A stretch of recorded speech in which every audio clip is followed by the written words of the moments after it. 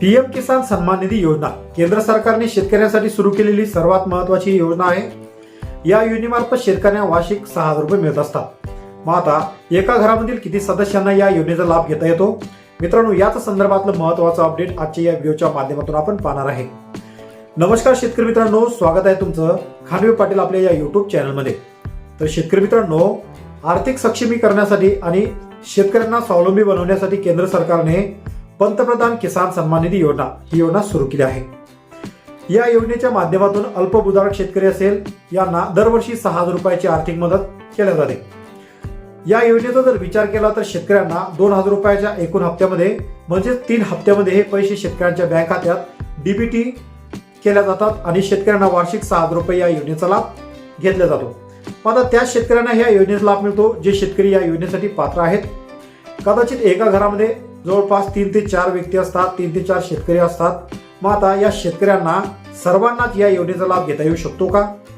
तुम्ही पाहिला असेल की महाराष्ट्रामध्ये भरपूर शेतकरी असे आहेत की त्या शेतकऱ्यांना शेती नाहीये तरी ते शेतकरी पीएम किसान योजनेचा लाभ घेत आहेत। आता हे सगळं सरकारच्या लक्षात आल्यामुळं बऱ्याच शेतकऱ्यांचे नाव कमी करण्यात आले।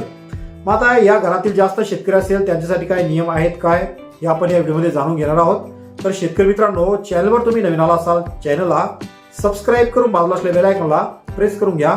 असेच कामाचे आणि योजनेचे व्हिडिओ तुम्हाला सर्वात आधी भेटत राहतील। मग आता एका कुटुंबातील एकच व्यक्ती पीएम किसान योजनेचा लाभ घेऊ शकतो। या शेतकऱ्यांसाठी पात्रतेनुसार जमीन असायला पाहिजे। या जमिनीच्या आधारावर फक्त एकच व्यक्ती या योजनेचा लाभ घेऊ शकतो ज्या व्यक्तीच्या नावावर जमीन आहे। आता त्याच व्यक्तीला पीएम किसान या योजनेचा लाभ मिळू शकतो जर कुटुंबातील इतर व्यक्ती देखील शेती करत असतील तरी एकालाच लाभ मिळतो।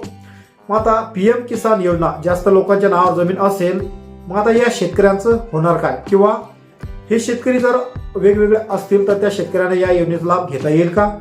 आता पीएम किसान योजना जर समजा एका कुटुंबात 2 किंवा 3 व्यक्ती आहेत आणि या सर्वांच्याच नावावर वेगवेगळी जमीन आहे तर मात्र ते सर्वजण पीएम किसान या योजनेचा लाभ घेऊ शकतात।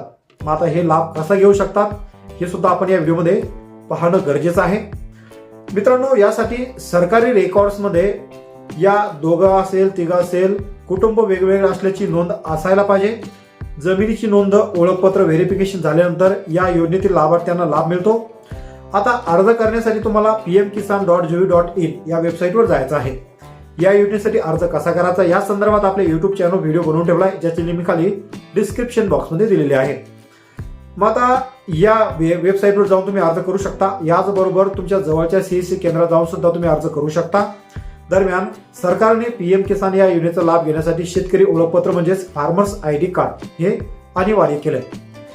फार्मर्स आयडी कार्ड म्हणजे शेतकऱ्यांचं डिजिटल प्रोफाईल असलेलं हे कार्ड आहे। जसं की शेतकऱ्यांच्या शेतीचा जर 7/12 असतो तसं शेतकऱ्यांचं शेतीचं हे आधार कार्ड सुद्धा म्हणून ओळखलं सुद्धा जातं।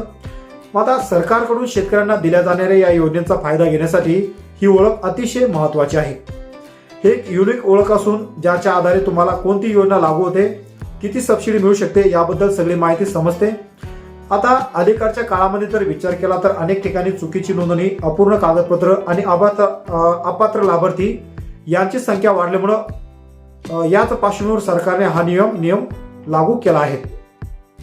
आता तुम्ही पाहिलं असेल की महाराष्ट्रामध्ये भरपूर असे शेतकरी आहेत की ते शेतकऱ्यांकडे शेती सुद्धा नाही, त्यांच्या नावावर 1 गुंठा जमीन सुद्धा नाही, तर ते शेतकरी पीएम किसान या योजनेचा लाभ घेताना दिसत होते। तर ही संपूर्ण कार्यवाही सरकारच्या लक्षात आल्यामुळं बऱ्याच शेतकऱ्यांचे हप्ते जे पडत होते यामध्ये रिअल शेतकरी असेल त्या शेतकऱ्यांचे हप्ते सुद्धा थांबवण्यात आले आहेत। परंतु आता एका घरामध्ये 4-5 शेतकरी असतील आणि त्या शेतकऱ्यांच्या नावावर जमीन नाहीये परंतु त्यांचा सामूहिक क्षेत्रफळाचा 7/12 असेल तर या शेतकऱ्यांपैकी फक्त एकाच शेतकऱ्याला या योजनेचा लाभ घेता येऊ शकतो। परंतु एका कुटुंबामध्ये 4 ते 5 शेतकरी असतील, प्रत्येक शेतकऱ्याच्या नावावर शेती असेल, स्वतंत्र 7/12 असेल, परंतु त्यांचं राशन कार्ड हे एकत्र असेल तरी सुद्धा त्या शेतकऱ्यांना या योजनेचा लाभ घेता येणार नाही।